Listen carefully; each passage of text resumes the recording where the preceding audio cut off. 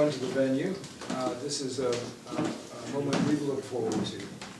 And I will introduce Marjorie, although I don't think I need to introduce her. I think everyone here probably knows her. This is the most intimate of gatherings, but I'll identify her as a professor emeritus from Indiana University, the prototypical political scientist, an educator extraordinaire. She wrote the book on political science in its 18th edition.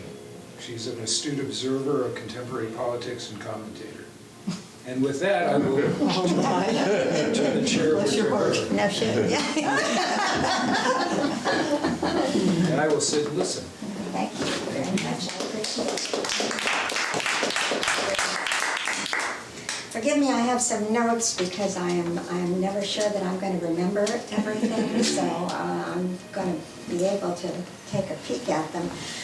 Let me tell you a whole bunch of things that are different from what you're probably hearing. The 2024 election was not a massive Trump or Republican victory. There is no way. Things get accepted when they're stated over and over and over again. And it has been stated over and over again that by Trump mostly, that this was a sweeping victory or a decisive victory. That is, when you look at the actual data, completely inaccurate. So let me start by reminding you why that is inaccurate, why so many people are claiming that it's accurate, and what we can do about it starting now, starting this evening, if you're up for it. You know that Trump won the Electoral College by the very same margin as Joe Biden did in 2020. Now, the fact that he won the Electoral College means he does get 4 years at the presidency, or as many of those as he will still be alive and functioning. He is about to be 79 years old. We have never had a complete, accurate report on his health. Never once. In the past 10 years that he has been in public life, the only reports on his health have come from either sycophants or whatever it is that he chooses to release about his health. And he can certainly do a lot during these coming 4 years if he lasts that long. He already certainly has, but this was obviously no mandate. He didn't even win 50% of the popular vote.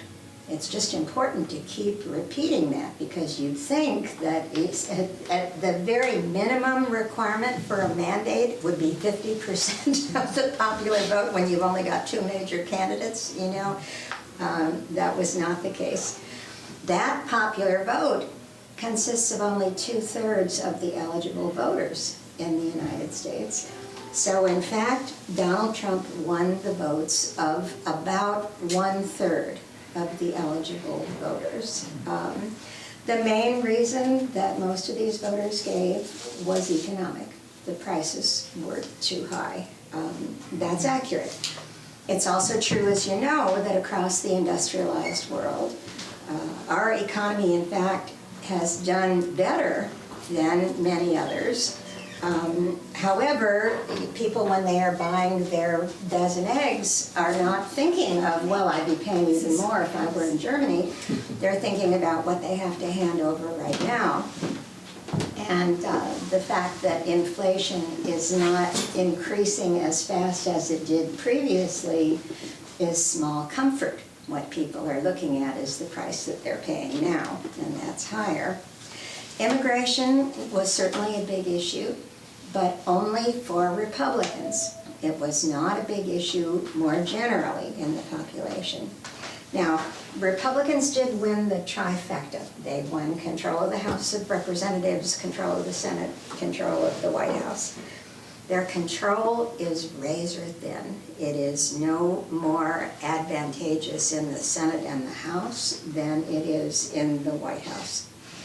Republicans won 53 Senate seats. That was an underperformance by Republicans. Of the 34 Senate seats that were up for re-election in November, 2/3 of them were held by Democrats before the election. In political science terms, that means that the Democrats had much greater exposure than the Republicans did. That means they had many more seats to defend than the Republicans did. When you have a situation of high exposure, you're going to lose seats. That's just the way it works. In fact, Senate Democratic candidates did better than they should have in terms of the amount of exposure that they had. There were 5 states in which both the Senate race and the presidential race were regarded as too close to call before the election. Trump won all 5 of them. The Republicans lost 4 of them. That's pretty remarkable. We don't normally see much ticket splitting anymore. Most people vote a straight ticket, especially between the White House and the House of Representatives or the Senate. But this time, in fact, the Republicans lost a number of opportunities that they had to win. So the Republicans clearly underperformed in November. And we know as well that at the state level, Democrats held all of the governorships that they had held before, and they made gains in state legislative elections. So in fact, it was really a pretty decent year for Democrats. In the House of Representatives, you can't have a smaller majority than the Republicans have. If one Republican switches sides on an important vote, the Republicans no longer have a majority in the House. They have a majority of 1 seat. This is the smallest majority since 1910. And of course, you know that the House Republicans are not particularly united. You know that there are about 14 or 15 of them who are members of what they call the Freedom Caucus, although interestingly enough, they won't ever publish a list of their membership. And the Freedom Caucus is perfectly comfortable voting against the majority leader on any piece of legislation that they don't like. They haven't so far because they've been threatened by the White House, but sooner or later they're going to be realizing that this is a Wizard of Oz situation, and that the first person who steps forward is going to be able to pull that curtain and discover that the majority falls apart. We also know that in any election other than 2 in the past century, the party that holds the White House has lost seats in the House of Representatives, an average of about 15 or 16, and most of the time has lost seats in the Senate. Now, when you've got a majority of 1 seat in the House of Representatives, and you typically lose 14 or 15 seats in the first midterm election of a president's term, that means the Democrats are probably likely to hold the House, and the next election is 21 months away. This is a short-term phenomenon, and it's easy not to think so. It's easy to think of this as being, you know, the beginning of time immemorial. 21 months. And then one thing we find with political science is that the reason things are predictable is that they happen over and over again. And when that's the case. So, in fact, since he was inaugurated, Trump's approval ratings have dropped by about 10 percentage points. He was barely over 50% when he started. That was actually an all-time high. He did a lot better after this second election than he did in his first, when he was underwater in approval ratings from the very beginning of right after the election. His approval rating with Hispanic Americans has dropped by 25 percentage points. This is just 2 months. You know, the guy's basically had a very limited amount of time to do anything, and he's already underwater in a lot of these cases.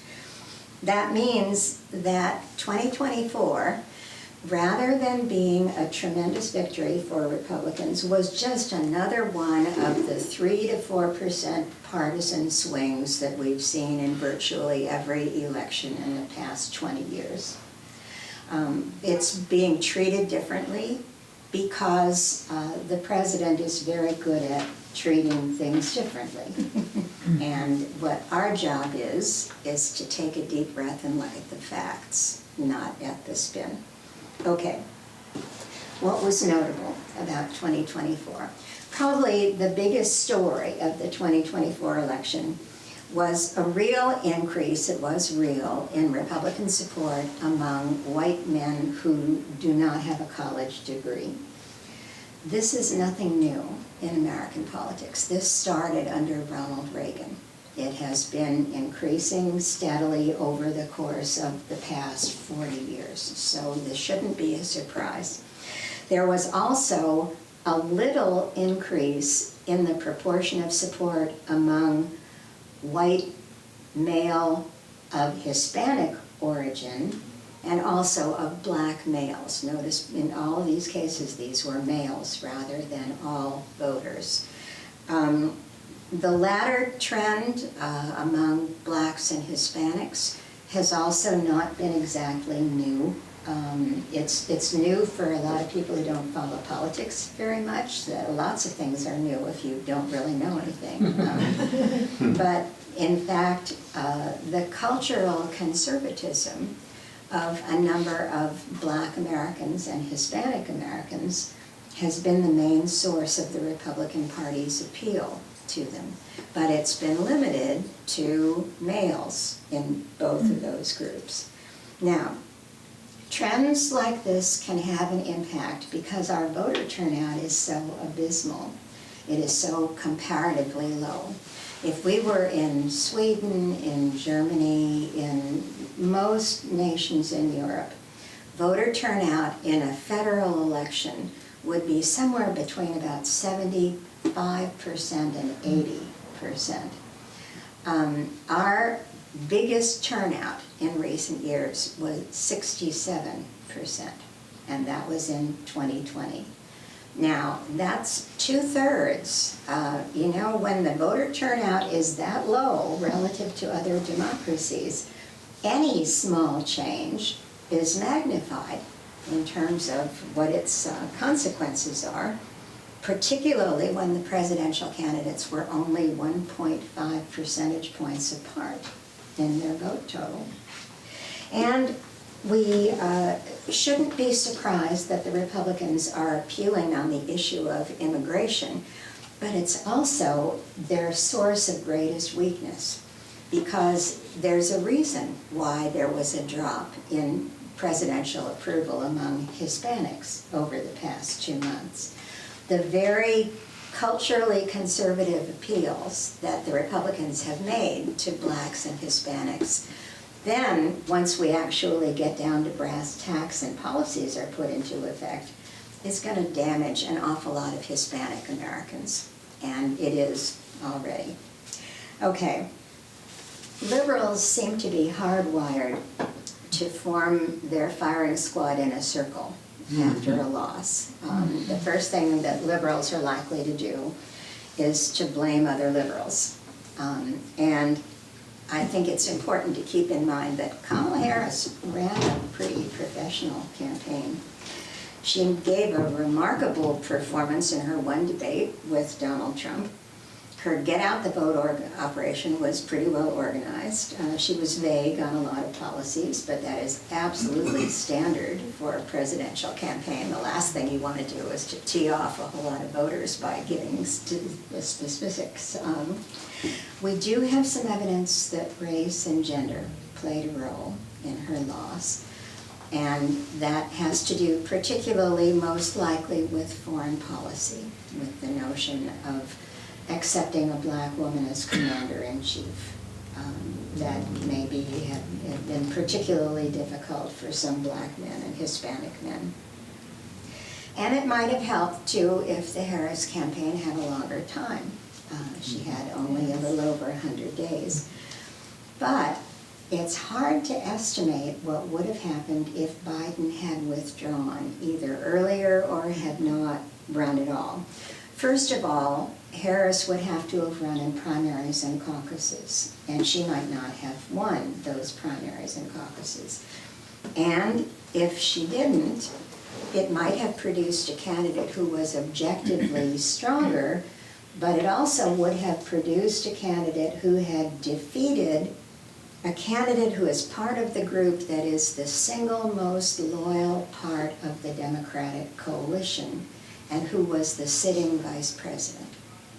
I think that would have seriously damaged the Democratic support among black women and among many black men and among a number of liberals. That would have been a dangerous, risky thing to do. And this doesn't even take into account the volley of disinformation in this campaign. A lot of it coming from Russia, a lot of it coming from Iran. It is very difficult to deal with disinformation. It's something that we have to be talking about as a society, because all of us are much more likely to accept disinformation if it agrees with us. If it doesn't agree with us, then we can brand it as disinformation and separate ourselves from it. I don't know if you've noticed the same thing, but I am considerably less critical on social media of things that agree with me than I am of things that don't. Even if I can, as a political scientist, sit back and say, there are some flaws in the argument here. Yeah, but they came to the right conclusion. Whatever. But there's a big issue here that has to do with Trump's win that I think is another one that we have to confront. There have been bigger social demographic changes in the United States in the last 20 or 30 years than we have ever seen in American history. It was during my adult life that my husband and I taught in Tallahassee, Florida, at Florida State, where virtually all the restaurants in town were private clubs so that they could turn away any black customers. It had only been 2 years when we arrived in Tallahassee since blacks were allowed to sit on the main floor of movie theaters. All of these things were simply for the purpose of maintaining a segregation that had been true in the South for the great majority of our history. When we speak of the United States as a democracy, a pretty big chunk of it was not small d democratic at all for most of its history and may not be considered so now. And it's important that we keep that in mind. The voting population in 1980 was 85% non-Hispanic white. The voting population now is about 65% non-Hispanic white. Now, there's still lower turnout among Hispanic Americans and Black Americans than there is among non-Hispanic white Americans. But nevertheless, the population has changed significantly. We have 4 states that are now majority minority. California, Hawaii, Texas, New Mexico are all minority majority. And that has produced a lot of anxiety. And I think, if you talk with medical people, you can see that one of the biggest increases in people's conditions over the past 20 years has been a big increase in anxiety for a lot of good reasons. People who are struggling economically have had to deal with a pandemic, they've had to deal with terrorism, they've had to deal with this demographic change that becomes apparent every time you open your front door and walk out and walk down the street. There are an awful lot of people who are dealing with this who didn't expect to. That has produced, in turn, a decline in what sociologists call social capital. The personal trust, the connections with other people that are really pretty important in maintaining a democracy. If you trust other people, you're a lot more likely to accept election results than if you don't trust other people. When people get anxious, they want somebody to blame for the source of their anxiety. Donald Trump is enormously effective in providing these sources of people to blame by being able to call out immigrants, Black people, other people of color, liberals, even folks who don't consider him an admirable personality, even folks who don't agree with his views on issues, have voted for him because of the fact that he seems strong and that somehow he'll protect us against these difficult to pin down fears that are so common in the United States. And so you can see that in some very odd poll results. In recent polls, the proportion of Republicans who tell poll takers that whites are more discriminated against in American society than blacks are has reached 70%. Almost 3/4 of whites in the United States think that whites are more discriminated against. You know, this is objectively, to use a social science term, nuts. There's no possibility you could defend something like that. But it's the kind of response that we might expect from people in an anxious time where racial resentment is not uncommon and status anxiety is not uncommon.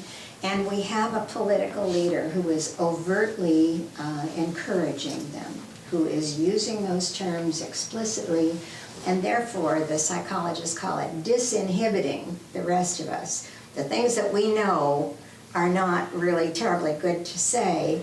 When we hear somebody who just got elected president saying them, it gets a lot easier to talk about them. Okay, I had a journalist call from Portugal last week who said all kinds of weird things, who said, why is the Democratic Party not responding so well? You know, why are the Democrats so disorganized?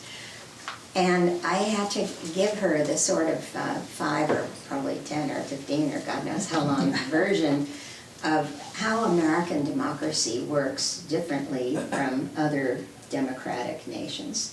We have a very unusual version of democracy. Most democracies have a multi-party system.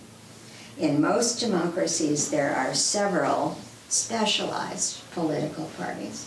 In the Netherlands, depending on what day we're talking about, there are about 17 political parties. One of them is the Party for the Animals, which consists of animal rights activists. It has 5 members in the Dutch parliament, 5 out of 150. You know what it took in terms of popular votes to get that 5 members? 3% of the popular vote. Well, 3% of 150 is about 5.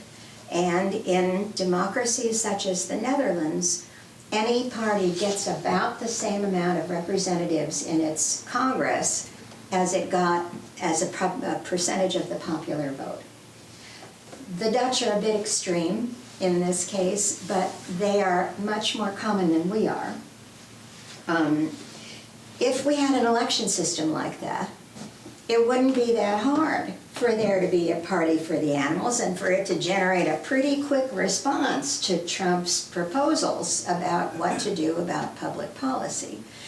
But we have a very different election system, and it's a part of our rules, and the rules are very difficult to change. So, you know, before we all start thinking, well, let's just switch election systems, that's the toughest thing to do of all the things you can do. Our election rules favor just 2 major parties and single-member districts, so that we are represented in the House of Representatives by 1 person, rather than by, say, 5 people who represent the whole state of Indiana, or 10 people who represent the whole state of Indiana, as would be the case in Germany, in France, in Italy, and a whole series of other democracies. So even if you don't win a majority, whoever gets the most votes wins that 1 seat, that single-member district. At the same time, we've got one of the most varied populations in the world. We've got 330 million people who come from everywhere. We're probably among the most diverse populations in the world. And those two parties have to figure out how to contain all of those diverse interests, and this is a very difficult thing to do. The Democrats in particular are more diverse than the Republicans. If you ask people what their ideology is and what their party is, Democrats, about half of them will tell you that they're liberals, and the other half will say they're moderates or they're conservatives. If you ask Republicans, virtually 99% of them will tell you that they're conservatives. The only real difference is whether they say they're very super conservative or whether they're just a lot conservative. The Republican Party is much more homogeneous than the Democrats have been for quite a while. Now, certainly we've seen that the Democrats have been slow as a national party in coming up with an argument about Donald Trump. On the other hand, there's not just one argument that's going to do it about Donald Trump. Some people are going to reject Trump for some reasons because of his stance on the economy. Some are going to reject him for other reasons because he's just not a nice person. Some people are going to reject him because of his feelings about immigrants and minorities. We don't have to agree on a unified opposition to Donald Trump. This is a situation where the more kinds of arguments in opposition you can make, the more people you're probably going to enlist in your cause. So, we aren't going to become a multi-party system. We aren't going to have those rules. That's just not the case. So we have to function in this two-party system in which the Democrats in particular are hugely diverse. That's not really a problem. Some people love Alexandria Ocasio-Cortez. Some people love Senator Chris Murphy of Connecticut, who has been one of the most outspoken members of the Senate against Trump. The Democrats are capable of unified action. It was absolutely remarkable when President Biden finally decided to step down that it took literally about 4 hours for the entire Democratic Party across the United States, including all of its convention delegates, to decide that they were going to turn to Kamala Harris instead. That's not disarray, that's array. I mean, that was truly, truly remarkable. And there is a pretty common argument that can be used by Democrats. The Musk-Trump presidency stands for the billionaires. The Democrats stand for the forgotten Americans. And it's one that we're going to see more and more. Don't worry about the Democrats not agreeing on things. That's at least as much of a strength as it is a weakness, and I think it always will be. Okay, so what can you do about this? Where do you come in? There are two ways to think about that. One of them is the individual level. What do you do in terms of the numbers of folks who are polarized in the population, and the numbers of perhaps your relatives, maybe some of your acquaintances, who feel strongly differently from the way you feel. We tend to talk mostly to people who agree with us. If you think about who are the people you're in contact with, chances are pretty good that in terms of politics, most of the people you talk to are the people who agreed with you. There is no point trying to persuade people who disagree with you. Let me underline that. There is no point trying to persuade people who disagree with that. That usually ends up with one of the two people in that discussion calling one another stupid. You know, you don't persuade people very effectively when you just call them stupid. There is simply no point at trying to do active persuasion. What we need to do instead is to address the anxiety and to let those people who are somewhere in between know that they matter. There are just an awful lot of folks who feel not so much strongly about any particular policy. Most of us, it's difficult to underestimate the interest most people have and the knowledge most people have about politics. What they do have is a feeling that they want to be heard, that they want people to know that they exist. I run into this all the time in people who come to talks. What you can do about that is to, and I've said this before, forgive me for those of you who have heard it repetitively, is to use a formula that I was taught by a political consultant who used to work here in Bloomington a number of years ago. A formula for speaking with people who hold different views. And the formula that he gave me is called feel, felt, find. And it goes like this. I know how you feel. I've felt that way myself sometimes, but I find that, and that's where you present one piece of evidence, just one, and it needs to be factual, in which your view is supported.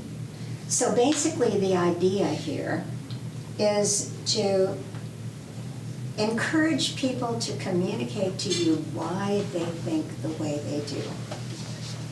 And you can then listen, sympathize, express your feeling of understanding, and then say, okay, good.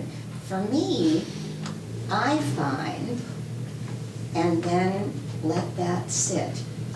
So what does this do?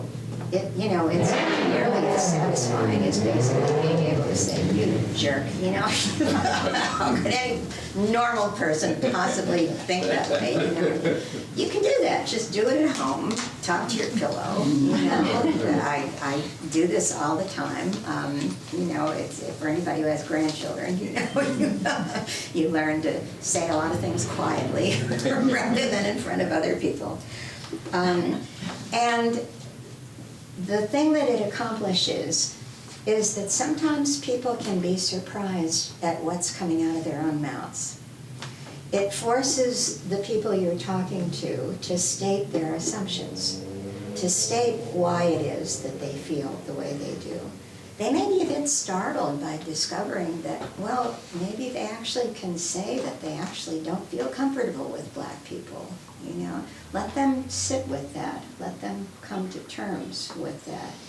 Or I hear all the time that immigrants are all gang members and they're emptying the mental institutions and sending them here, and I'm scared for my granddaughters. Well, I find actually that there are pieces of good evidence from, in fact, Trump's own Department of Justice that native-born Americans are more criminal in terms of the number of crimes they commit than are immigrants. Why would people come here and commit a crime? They'd get thrown out, presumably. And presumably, that's exactly the opposite of what they want. And that's when you provide a personal connection.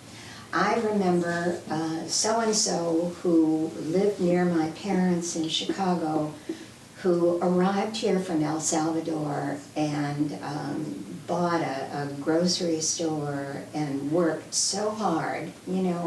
I'm not afraid of my granddaughters being exposed to her. I would hope that they would be exposed to her because they would probably learn to put their phones down, and pay more attention to the things that involve interacting with people.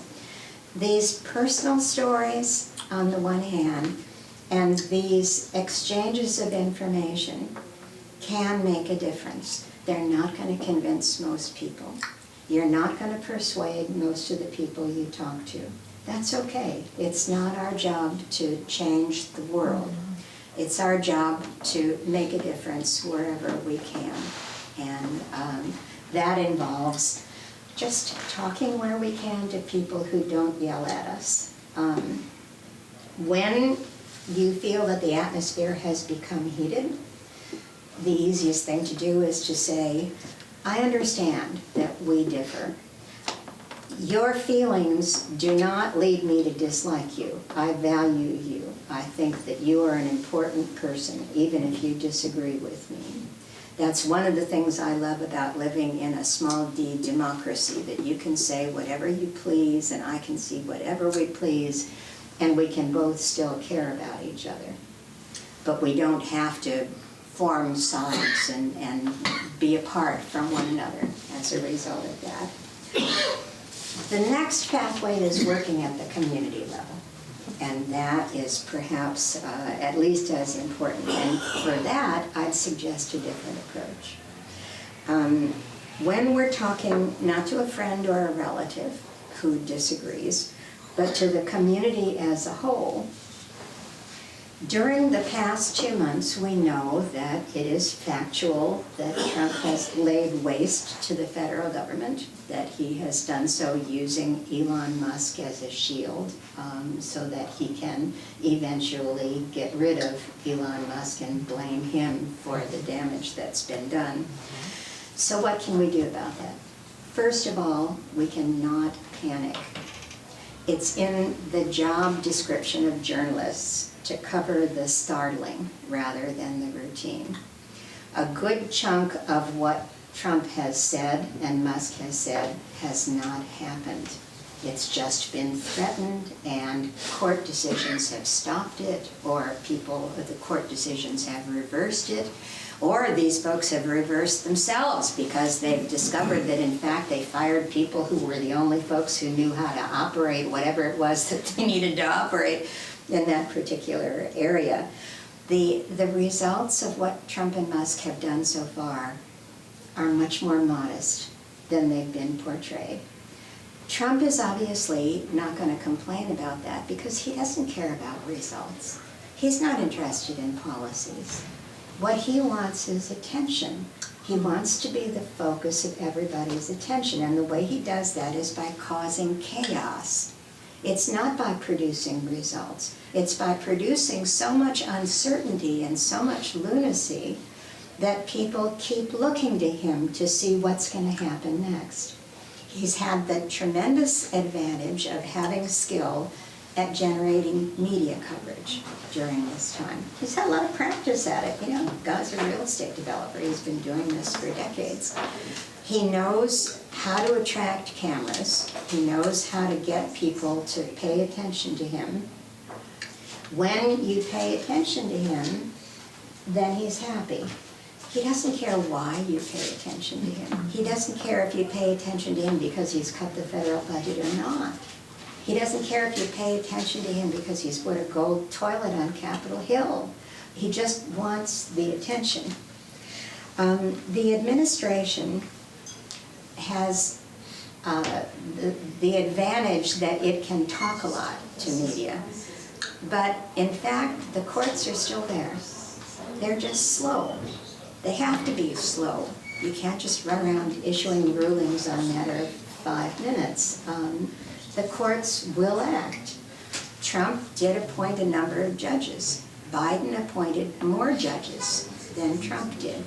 And so far, Trump has not had a chance to appoint any judges right now. In fact, you know, he doesn't care about appointing judges. He doesn't care about any other policy as well. The administration has also tried to stifle the court system by attacking big law, by attacking law firms that have had members who have brought cases that involve Trump. He's had some real success in intimidating a real biggie, a firm called Paul Weiss that lives in D.C. But that's going to change too. These big law firms recruit from Ivy League schools. How many lawyers graduating from the Ivy League are going to want to work in places that say they're going to spend $40 million publicizing Trump's favorite causes? This is a short-term phenomenon. So it's important to keep in mind at this point that the administration's actions have been less than they seem, and they're going to continue to be less than they seem. Trump is not brilliant. He's not playing four-dimensional chess. He can give the impression that he's playing four-dimensional chess. In fact, he's playing checkers. He's not playing chess at all. His four-dimensional chess consists of things like, he seems like he's always got a retort to something, right? So you assume that he's got some brains working. If you watch him in situations that are debating situations, you'll soon see he uses echoing. He turns back whatever term has just been thrown at him by whoever is debating him and sends it right back on the person who has just said it. That doesn't take any brains. It's like, you know, a parrot can do that. And that's exactly how he seems like. He's a very agile debater. You know, remember when Hillary Clinton in those early debates said, and Trump is a puppet of Russia and Putin? What was his response? You're the puppet. You're the puppet. Hillary Clinton is a puppet of Russia, you know. But on the other hand, he said it fast, and he said something, and he was, you know, imposing in saying it, and a lot of people would think, oh, he's playing four-dimensional chess. That's checkers, folks. That's a parakeet, you know, sitting there trying to figure out what it is that you said so that he can repeat it. He works by intimidation. He's always worked by intimidation. He's worked as a real estate developer by intimidation. Threats make news, and that gives him a disproportionate amount of media coverage. And it's also what makes him really easy to manipulate. People who are wealthy interests, who do have actual policies that they want to pursue, have done an amazing job of manipulating Trump. He's really not that hard. You know, all you have to do is first butter him up and then tell him that smart people do X, and you've got him. In his rallies, you remember when he always tells reporters that they have to be in a pen? The pen is always in front of the audience. It's never in the back where reporters typically are placed. They're right next to him. They're right in front of the audience. And he typically tells his audience, insult and threaten these reporters. These are the scum of the earth. They are the worst people in Washington. Tell them how you feel about them. He uses physical intimidation threats. When you're somebody who is in favor of chaos and gun rights, you're going to have a certain amount of nuts out there who are going to take the initiative to try to call people and threaten their lives.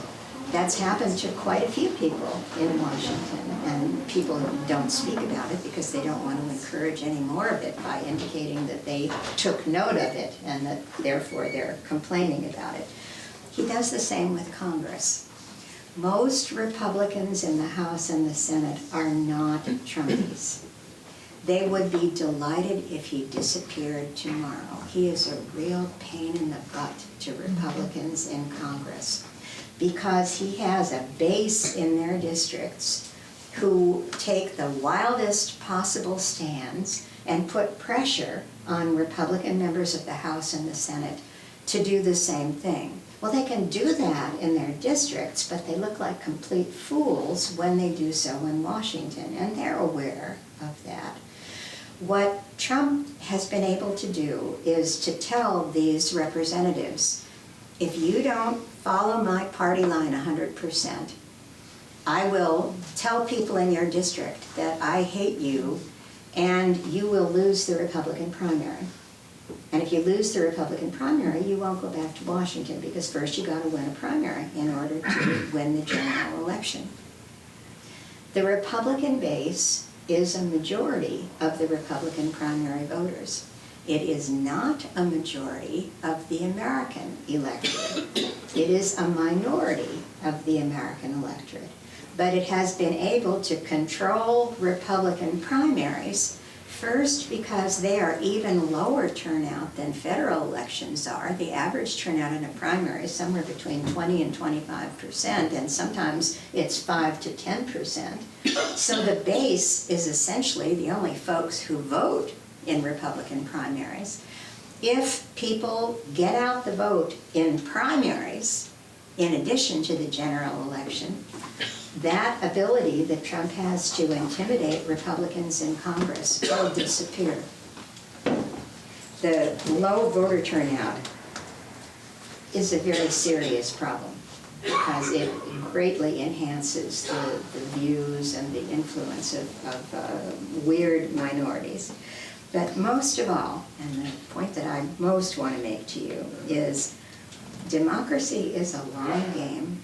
And Trump is a short timer. He really is a short timer. Any president knows his ability to make the greatest impact, or her ability to make the greatest impact, is in the first few months of his or her first term, his or her first year, okay? That is typically when the president's party has a majority in both houses of Congress. And it's typically when Congress, which is of course large and diverse, is letting the president set the agenda for what's going to happen then in terms of policy and politics. After that, inevitably, just as Trump's popularity rating is going now, the president's popularity rating drops. I can show you the evidence of this from every president for the past 75 years. There's a slight blip right after the inauguration, and then it falls. There is one minor exception to this, and that is George W. Bush after 9/11. Other than that, it goes downhill. And as a result, so does the president's influence go downhill. Now, Trump is basically using bullying in order to try to get as much accomplished as he can. Bullying is nothing new. We all know bullies. We've all experienced bullying. We've all gone through elementary school. We've all been at recess at elementary school. The key is that we have a lot of research on bullying. There's a lot of psychological research on it, and it tells one major story. There is a key to stopping bullies, and that is bystanders. You can't really do a lot as the victim of a bully. What can happen is that the other folks who are standing around watching, who may well be afraid to say anything because they're afraid the bully's going to turn on them next, in fact, if they speak out, the bully, bullies have an interesting characteristic, and I've certainly seen that in politics. They know both the role of bully and the role of victim. Probably the reason that they're a bully is that they've played the role of victim and they were very much embarrassed by it and decided that they wanted the other role instead. But they still know the role of victim.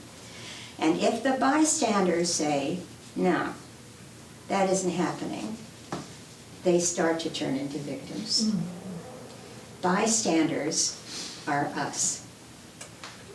The damage that is going to be done by the Trump administration is not going to be done to you and me. It's going to be done to people on Medicaid. It's going to be done to people who need food stamps in order to survive. I run a foster closet. I deal with these people literally every day. These are the people whose lives hang in the balance, who are always wondering every day, am I going to have enough money before I run out of month? This is a serious problem for people who are at the lower end of society. We have become more and more economically stratified over the last 40 years. This has not been true in most other democracies. And I can show you some good research that indicates that this is a result of public policy. It's not inevitable. That when you look at pre-tax income and post-tax income, In most European nations, that economic stratification has either stayed the same or reduced in the past 40 years. In the United States, it has expanded over the past 40 years, and that has to do with the policies that we have followed. So you and I really suffer no fear from Trump. What's he going to do to us? In making these horrific cuts in programs of people who are dependent, you and I are the bystanders. We're the ones who are going to be able to say, hold it just a minute. This is not okay with me. I don't think that this works, and I want to see you change that. So I think we have a special responsibility right now, because my clients in the foster closet don't have the time to speak out. They don't have the nerve to speak out because they're scared they're going to get cut from the Medicaid rolls if they do. They don't have the free mental space to speak out because they've got kids who are yelling for supper and they're trying to figure out how to make the pasta stretch. You and I do. So what can we do about it? Let me give you a mechanism that you can use. Each of us can find a particular area of policy, a specialized area of policy that we care about, okay? Not education writ large and not democracy writ large, but school vouchers or support for teachers' unions or some other specific policy that matters to you at least as much as other areas do. You know, liberals can spend days and days futzing over which of these policies is more important, you know, is it more important for me to think about, you know. Forget it, just pick one that matters to you. Then find an organization, because we're more effective when we work as communities than we work as individuals. That doesn't mean you can't work as an individual. Call representatives, send letters to them, you know, yell at your TV, do whatever makes you feel better. But also find a group that is active on this particular policy. How do you do that? It's really pretty easy. You just find your search engine, put in the particular policy you're concerned about, look for some newspaper or magazine or other media articles about that particular policy and read through 2 or 3 of them. And at some point in that article, you will find a particular organized group that is quoted as active in that policy area. Because journalists know they always have to have the other hand, you know, so whenever they're discussing some Trump horror in any particular story, there will be the quote from the other hand, and you want to know what the other hand is. Then go to their website. Are they explicit about who funds them? Do they sound effective to you? Are they convincing enough to you? And then there's going to be a button on that website, and that button is going to say volunteer, and another one is going to say donate. Click on both of those, okay? It's not hard. We just can't do everything ourselves, and we shouldn't have to. There are 330 million of us, and a good chunk of those are going to be hurt by this administration. Just get together with people who share your views. There are a lot of groups that have had a lot of success. I did this, actually, a couple of months ago, and discovered a group I'd never heard of called Democracy Forward that in fact works on Medicaid, because that's a big issue with my clients in the foster closet. Their fears of getting dropped from Medicaid, which are probably valid fears. When you reduce the employment in a particular agency, there just aren't nearly enough people to work through the questions and answer the questions and send out the checks. And when I found that group, I checked it out, looked reasonable to me. I sent them a check and found out about some things that are happening in our area. A week from this Saturday is going to be a day of resistance. There will be all kinds of things happening here and everywhere else in the country. There will be street demonstrations if you'd like to take part in street demonstrations. If you don't like to, no problem. There will be other things. There will be letter writing workshops. There will be all kinds of things that each of us can pick what we feel most at home in and go ahead and take part in. So I think it's just vitally important for us to realize that, as I'm afraid I'm too fond of quoting, this is the pogo problem. We have seen the enemy and they is us. We need to act. We are the ones we've been waiting for. And we are capable of acting. What we just have to do is to remind ourselves The Wizard of Oz is a well-known story. We're seeing it again. That doesn't mean it's any different this time. You know, the guy behind the curtain is no more powerful now than he ever was before. He's just the guy behind the curtain. So let's just take a deep breath and say, let's get busy. It's our turn. Okay, let me shut up for a while. Thank you guys.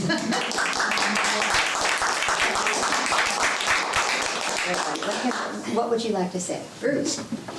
I think those great remarks, and I like the optimism in this. But one thing Cynicism is how he's going to get us, if he gets us. It's going to convince us that we can't do anything and that there's no real hope. well, There is. But one thing that really concerns me in the last few months is the international costs of what he's done. Whether it's attacking NATO or Ukraine or tariffs or Canada or, you know, Greenland, whatever, is that, I mean, that to me seems really difficult to reverse. Yeah. That he's just destroyed, in my view, he has really destroyed the whole post-World War II system, and it's going to take another 50 years, or 25 years, whatever, to change this. Is that true, or should I be more optimistic? No, I think that's going to be the worst of it. On the other hand, I think in the end, it's self-correcting. I mean, when we get to a point where NATO just doesn't pay much attention to us anymore, we're going to discover that we don't have nearly the clout in trade negotiations that we used to. We don't have the ability to run around setting up a summit meeting with Vladimir Putin in Saudi Arabia and solve the war in Ukraine like we used to. And that's going to be a serious problem. But it's not one that we're going to be able to solve in the short term. It's going to be a long-term cost. I wish we could, and it is devastating. I mean, imagine that we're talking about a foreign policy in terms of, do we invade Greenland?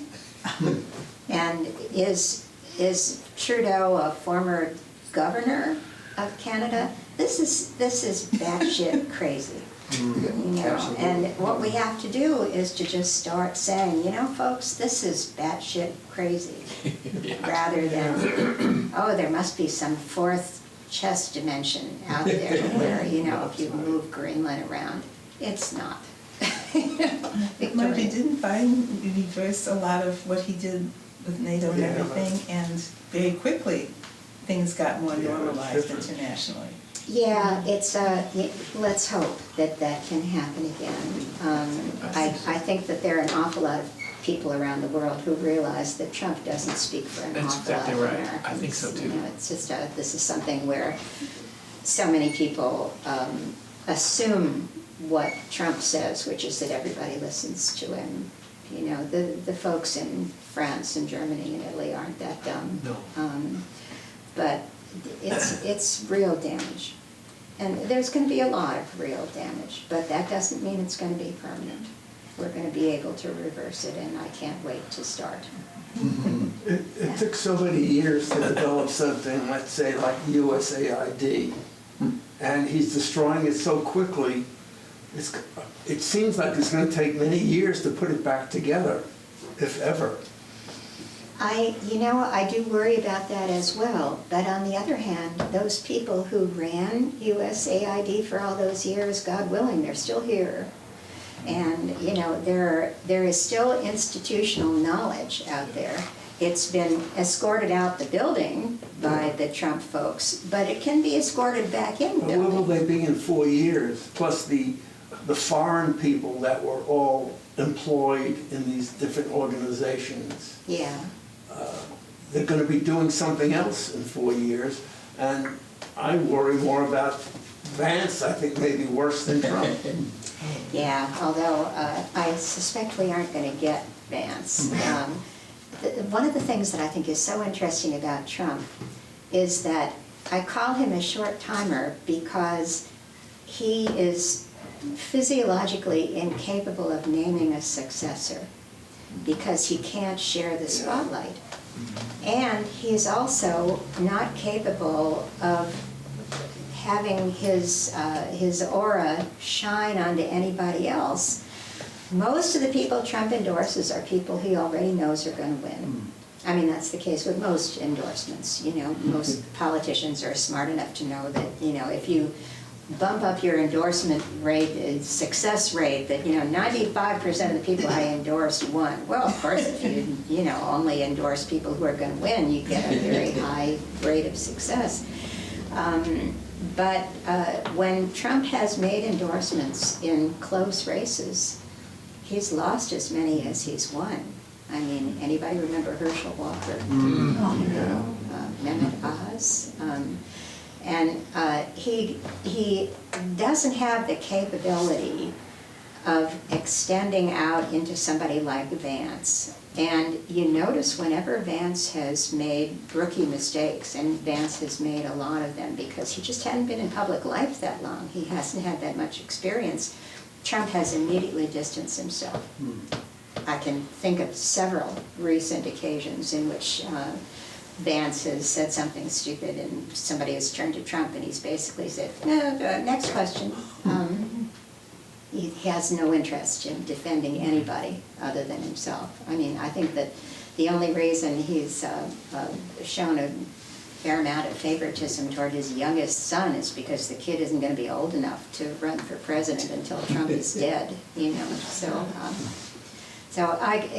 can get this back. There are going to be a lot of people, and I know some of them. I have some former students who were in the State Department before Trump won, and who would just love the opportunity to go back in and make this all right again. Yeah. He stumbled on this, I think, he and Musk and Rubio, but when people just say, we have to get USAID, I'm not picking on you, I just happen to work in this area, so I'm very familiar with it.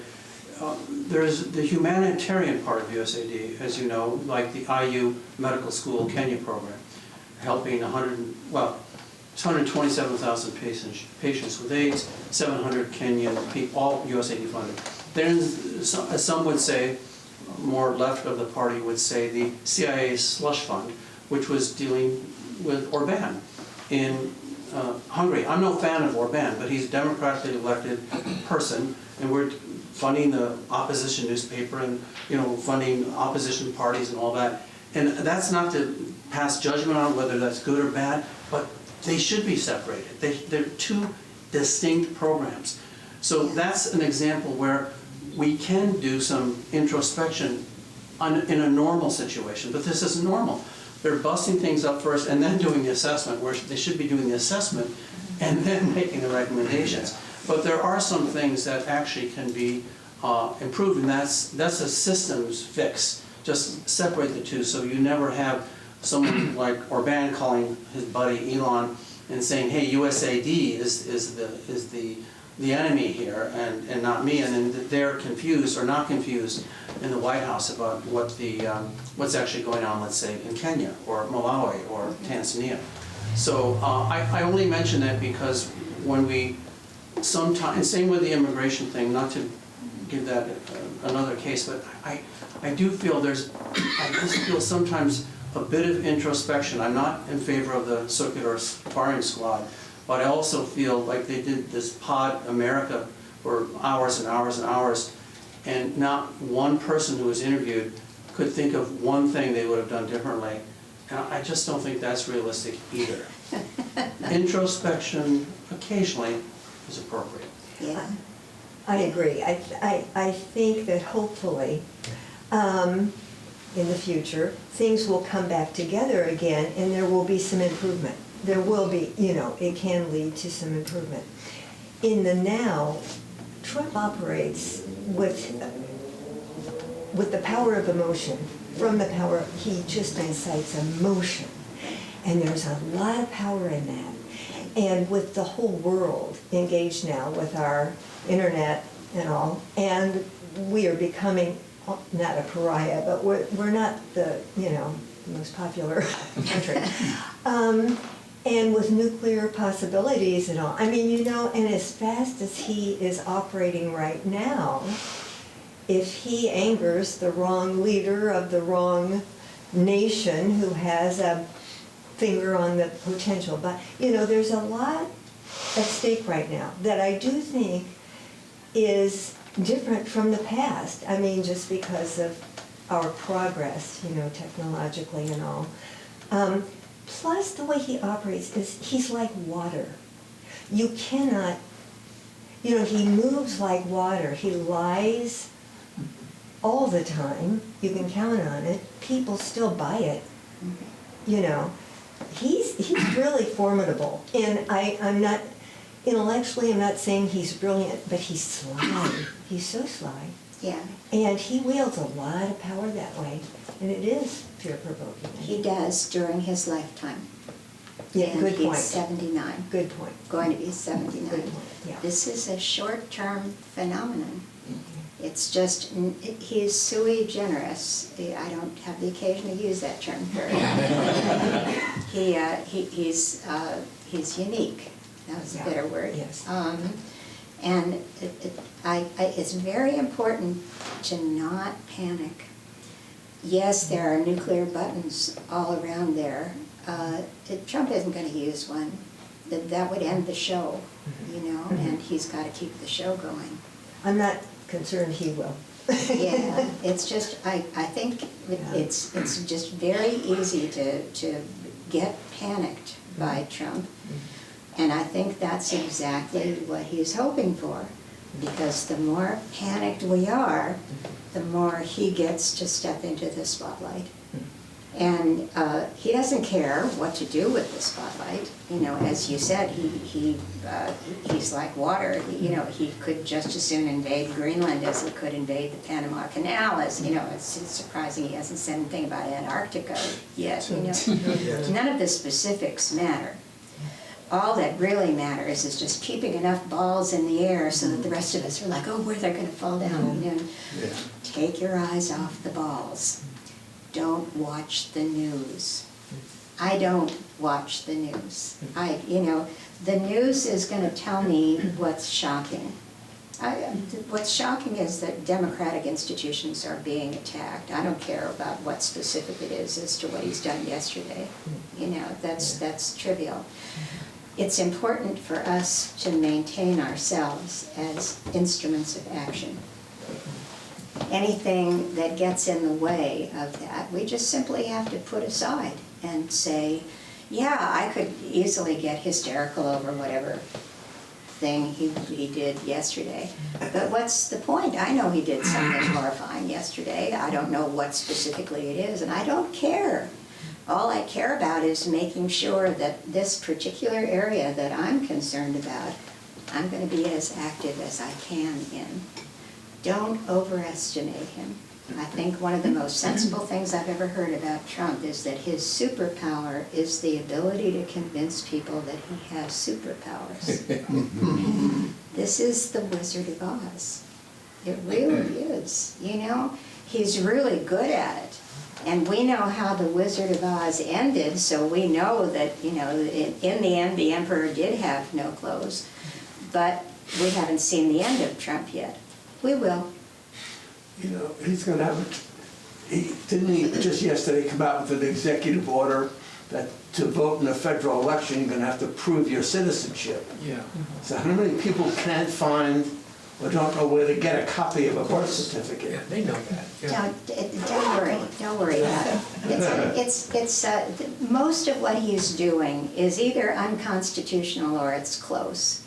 It's just that it's going to take the courts a while to rule that it's unconstitutional. And yes, it's the case that the Supreme Court has given him a fairly wide amount of leeway, but the Chief Justice is an institutionalist.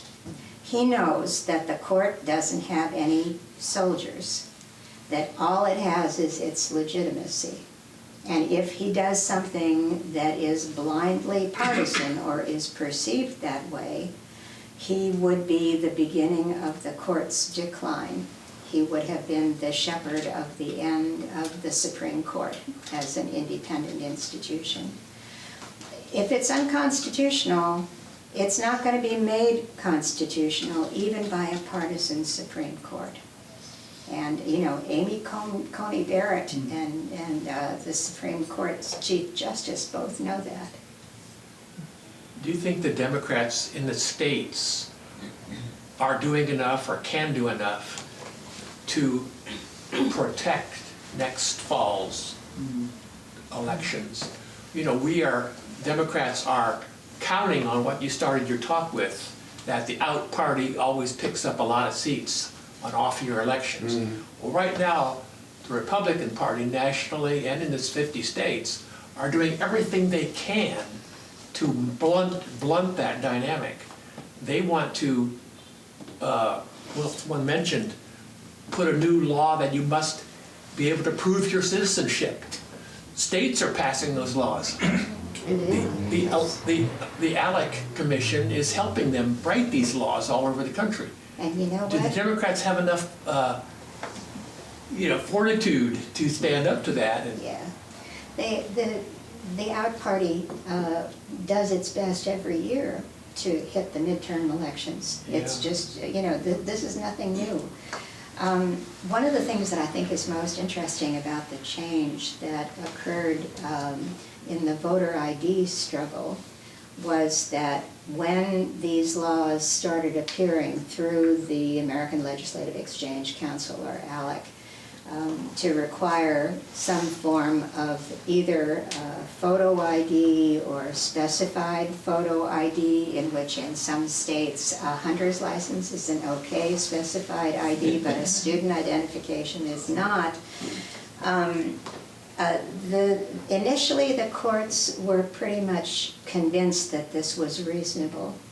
One of the judges, and I was a part of the court case, the Supreme Court case, it started here in Indiana with a judge from Indianapolis. The district court judge in Chicago actually has written articles and books about how he changed his mind and felt now that he was wrong having allowed voter ID laws to pass. Sometimes these things happen and the correction is necessary, but it takes a while. One of the things that can happen after voter ID laws that political science research has found is that in the first election after the voter ID law is passed, typically the populations that it's aimed at disadvantaging turn out in greater numbers than they would have otherwise. Because, it's apparent that somebody was trying to keep them from voting. And there's nothing people hate more than somebody targeting them. Hey. Well, when I was well, first of all, it's nice to look at the long game with Trump, except I'm 79 too. I know you're 80. I know. It's a little discouraging. Oh, not at all. When I was in college, I had a job in the state, not the state legislature, but the state administration, in an office to share next to the governor's office. And I was there, very naive politically, and I was walking around when the legislature was in session. And this fellow was pointed out to me and introduced to me as Mr. Gerald Mander. And I didn't know what that meant. And he was a Democrat. Yeah. And I was so shocked to think that they would draw those districts to stack the election results. And it exists today, the Republicans are overrepresented Yeah. in state government. Why do we tolerate, in a democracy, gerrymandering? The courts have set a very high bar before they'll get involved, but it seems like such a distortion of the democratic process. Oh, yeah. And the only excuse I've heard from Democrats is, well, the Republicans do it, so we'll do it too. Yeah. Is there a solution to that problem that you can anticipate? Is it as serious a problem as I think it is? It is, but it's not the only reason why there has been increasing one-partyism all across the country. Most states are non-competitive politically. We, for example, have what is called the normal Republican vote of somewhere between about 57 and 59%. If you look at one of the less visible state offices like Secretary of State, typically the Republican candidate will get between 57 and 59%. The state legislature is 79 to 80% Republican, and that's because of gerrymandering. On the other hand, next door to us, we've got another state in which the gerrymander has been dominated by Democrats. So what's happened is that the states have moved apart. The Democratic states have become more Democratic, the Republican states have become more Republican. And that means that the policies of Democratic and Republican-dominated states have moved apart. In Illinois, they're talking about putting into law abortion rights. In Indiana, we're talking about, God knows, having to have people, pull down their underwear to demonstrate what bathroom they're allowed to use. And this is what happens with gerrymandering. We know, however, that in 7 states, independent commissions do the redistricting rather than state legislatures. And in each of those states, we don't see that kind of gerrymandering. We see many more competitive districts than we do in states like Indiana. The problem here is that the legislatures will not use referenda to move to having somebody other than them draw the legislative districts. And there are some states, including us, who do not have the initiative. The referendum is an item that's put on the ballot by the legislature for a yes or no vote by the public. The initiative is when an item is put on the ballot by a group of voters, which the legislature does not have to endorse, and in fact it doesn't matter if it endorses it or not, it's still going to go on the ballot. California has the initiative, and they set up an independent commission, and all of a sudden we had competitive races in California. The same was true in Iowa. We can't do that. Indiana doesn't allow either initiatives or referenda. No, does we it? do have referendum. Oh, we do? Okay. We do. Now, can we use the referendum process? It's going to be hard, but there will be a time at some point at which there will be a national wave, and the Republicans, they're basically sort of moving themselves so far right that this is what tends to happen over time in American politics, that a group that has dominated and that is reasonably homogeneous becomes more and more extreme to the point where it just knocks itself out. And there's certainly a chance of the Republicans doing that. I mean, when you get to the point where you're spending a lot of time talking about transgender people, there are, the Republicans tried that with gay rights as well, and it ended up not working, because it turned out there were a lot of gays in the population, and a lot of other people knew them, and you just can't demonize your friends like that, or your nephew, or your grandson, or something like that. There aren't nearly as many trans people. It's maybe about 1/2 of 1 percentage point of the total population. But there is a very effective argument to make here, which is Trans people are 0.5% of the population, so why is it that we need to spend 2 weeks of state legislative time on this? Are all the potholes filled, you know? Is the education system so perfect that we don't need the legislature to spend any time on that, but can spend time worrying about transgender individuals? So, you know, that's another one that is inevitably going to run aground.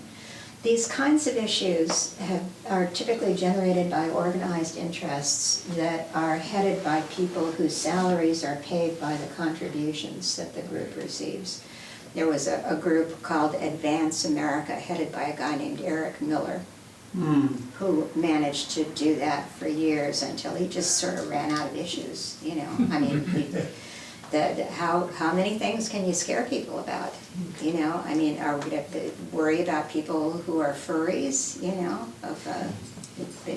ban having sex with pigs or something like that? There's a point at which you just can't continue carrying this stuff. So, yeah, you know, obviously there's limited time, but there will be people who come after us, Dave. I'm sure some will. Can you tell us a little bit more about the foster closet? Is that what you're working on, that group you mentioned? Oh, no, this was the 2008 lawsuit on voter ID. No, I mean the group that you're helping with foster families. Oh, called Democracy Forward. This is a group that has been putting together suits about Medicaid funding. And this is a fruitful area for lawsuits.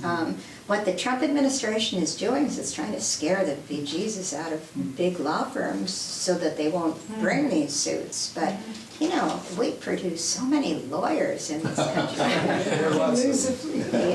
They can't all be intimidated. I mean, you know, every time I teach a class, probably half of those kids are going to end up graduating from law school, you know. And there just aren't that many divorce cases, you know.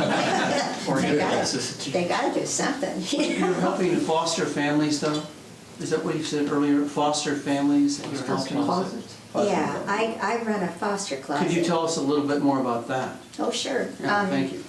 I'm an adoptive mother, and I have particular admiration for foster families because, you know, goodness knows, being a parent of any kind is the major challenge of our lives. But to have a child in your home and take care of them and love them and then give them back to a situation where they may well be in physical danger in their family of origin, that's a killer. You know, I can't imagine the kind of strength that it takes to do that. And so I started the foster closet right after I retired from Indiana University, because when I have nothing to do, it is not pretty. I'm more concerned for my husband's survival.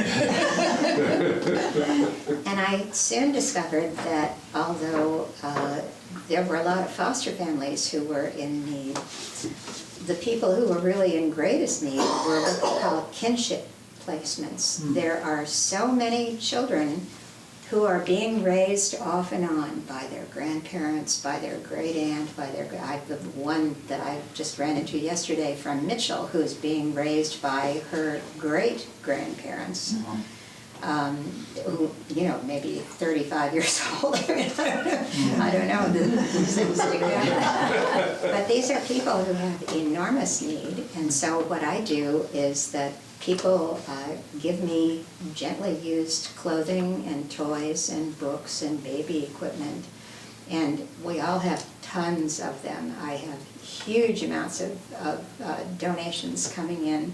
Once Upon a Child, every 3 days, fills up my van with donations of things that are given to them that they don't want and the person bringing them doesn't want either. And then I just give them to foster families and kinship placement families, and then when I have extras, which is all the time, to other families in need. There are, you may not be aware of them, but there are 2 Facebook sites. One is called Buy Nothing Bloomington. This is a part of a national organization, and the other is called Mutual Aid for Monroe County. And each of them has about 9,000 followers. And people post on them every day saying, I'm in need of kids' clothes size 4, my stove just croaked and I can't replace it, I need a ride to the hospital. There are just tons of these every day. Can you repeat the two? Mutual Aid of Monroe County Mutual Aid for Monroe County. and the other? And the other is Buy Nothing Bloomington. There are actually 2 Buy Nothing Bloomington sites, but one is the dominant one that has about 9,000 followers, so you can tell it from the other one. But, you know, you read these and you learn a lot about life that's different from yours and mine. You know, that there are just tons of people out there. I had 2 new clients today, one of whom just delivered a premature baby and has nothing, and another who is delivering a baby that she was not expecting, and spent apparently most of her pregnancy telling herself that it wasn't true, you know, that, which did not make the baby go away, oddly enough. But she just discovered that she doesn't have any money for clothes. Well, I do. I have, as my husband has discovered to his horror, that once our children left their bedrooms, they are all now filled with Stuff. I have an entire closet, the room that used to belong to one of my daughters, it's filled with winter jackets, and one that's filled with batches of shoes and stuff like that. That's So, right. like, you know, mutual aid, you know, it's, lots of people do stuff like this. Mutual aid is just, we're called upon to do that. The more we've got, the more we ought to help others. This ought to be news to Elon Musk, but, you know. Yeah. That's not his experience. If anybody ever explains it to him, it might come as a real revelation. That's what terrifies me about these Medicaid cuts. People who are literally living paycheck to paycheck, and now if they lose Medicaid, one health incident, they're going to be, you know, on the street perhaps, or certainly. We have a friendly local IU hospital system that Yeah. should know better about charging people pretty outrageous rates for things. You pay more for health care in the IU hospital system than you would in most other states in the country. It's crazy. And then they They're a say, monopoly. so that's it, so they have a monopoly, and then they turn around in their ads and say, 9 out of 10 people choose IU Health. Yeah, because 9 out of 10 choices are IU Health. No choice. Crazy. Well, I just from experience had surgery a number of years ago. If I had no insurance, I was charged $4,000. But I had a high deductible policy of $10,000, so I only had to pay $1,000. I don't mean to laugh. It's, So there's, the poor guy who couldn't afford the high deductible policy gets charged $4,000. yeah. And of course, can't pay $4,000, Yeah. so goes into bankruptcy. And, you know, medical debt is the primary cause of bankruptcy in this country. And there is a group for that. And what is it called? It's called something medical debt, like remove medical debt or something. Just use a search engine, you can find it. You can contribute, and they put together funds and they just pay off people's medical debts. You know, we're a funny culture. We're one of the very few cultures that says everybody ought to do things as individuals. Say what? You know, I mean, there are 330 million of us. Why should we all be doing things as individuals? They hear us a lot better if we speak in a group than if we speak with one voice. And there are groups that can do all of these things. And that's that particular medical debt, I'm sure I'll think of it at 3 o'clock in the morning, but it's a very reasonable group that has done an awful lot of good. Yes, ma'am. From a data perspective, you spoke of people who don't vote. What do we know about why they don't vote? And if they did vote, how would that influence things? Would their vote break any differently from the people who are already voting? It's a very interesting question that the folks who wrote the Constitution thought that independents were the ideal citizens in a democracy, the people who were not burdened by party affiliation. Turns out that although they were right about so many things, that wasn't one of them. The people who have the most knowledge about politics, the people who are most concerned about it, are the partisans. And the stronger their partisanship, the greater their knowledge and the greater their concern. Most what are called true independents, who are only about 10 to 12% of the population, don't know and don't care that they don't know. So, you know, it does raise the question of, do we want them voting? You know, it's if Thomas Jefferson had an answer for this. He said, democracy is a process and it's hand in hand with education. As people become more and more educated, they participate more, and as they participate more, they become more educated. And that the process of education is the process of learning that our needs are not the only ones out there, and that we can place our needs in the context of the larger community much better when we have become participatory and when we have become educated. That's a real challenge with us. We have not emphasized education to the degree that many other democracies have. And we don't fund it very much. And we downgrade it to the point of suggesting that it can be done better by churches or better by parents who themselves were educated in churches. You know, this is not a sensible way of running democracy. But that's the way we have been for quite a long time. In fact, there are times when, you know, you look at it and you think, boy, it's a miracle that we've come as far as we have. But the data indicate that most people who don't vote have virtually no information about politics and could care less that they have virtually no information about politics. What is it that they're doing? They're watching TV. They're on screens, they're raising their kids, they're fighting addictions, they're sick. There are just a lot of people who day to day are just struggling to keep breathing. That's, you know, God willing, not us, but there are plenty of them out there. Michelle.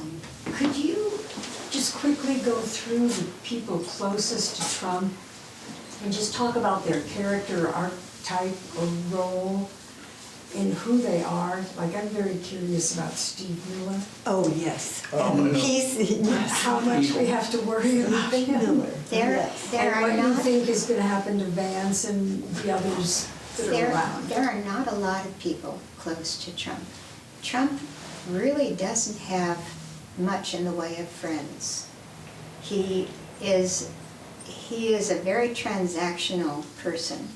He relates to people insofar as they've got something he wants. And when they no longer have something he wants, he disappears from their lives. He's a very distorted personality.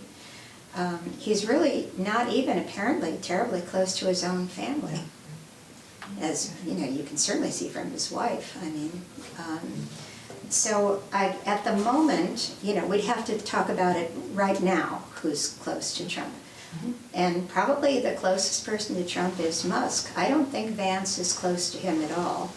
I think that he picked Vance because Vance toadied more than any of the other vice presidential Peter prospects. Thiel's had a big influence. Yeah.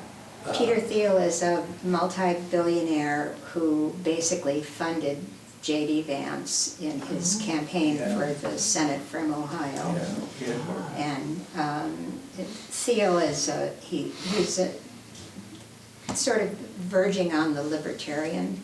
There are a number of billionaires who say everybody could have become rich like me if they just worked harder, you know. So just send all the governments away and let me clean up.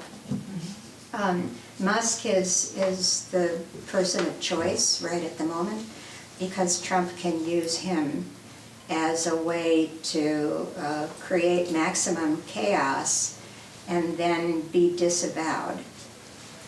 And he hasn't been disavowed yet because he's not done creating enough chaos yet. And but you know, he will be eventually. I mean, when you look at the people who Trump has been close to in the past, I mean, Mike Pence, you know, they all fall by the wayside. It's just as soon as Trump gets done using them, he milks them for what he can get, and then he moves on. And he will do that in whatever few years he has left to him. And that's why so many people in Washington would just assume that Trump disappear because they know they can't count on him.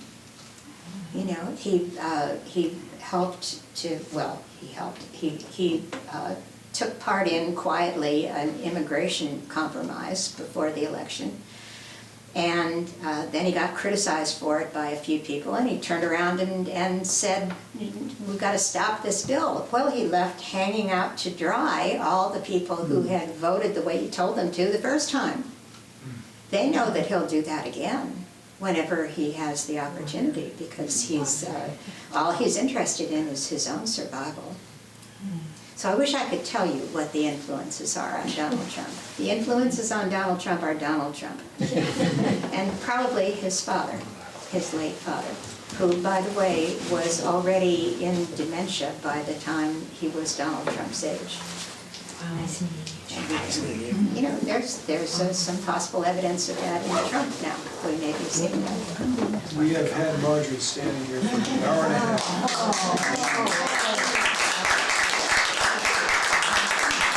I appreciate it, and my husband appreciates it because then I don't come back and talk to him all the time. For those of you who are here maybe for the first time, we're picking up a tradition at the venue that existed up until the pandemic of having weeknight events and speakers and various activities.